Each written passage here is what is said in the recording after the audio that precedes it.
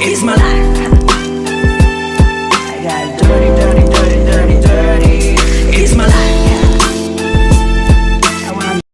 Okay mga kabomba, for today's vlog ito ay papakita ko sa inyo ang napakagandang Kawasaki Ninja Z900. So ito yung sa tropa natin kumpare, kaibigan ka series natin na si paring Sir Idol Carlos Santillan. So ang napakaganda, napakaangas niyang Z900. Ayan o. So inikutan ko siya at ito nga, paparoad test niya sa atin. Iro-road test na ni Kabomba.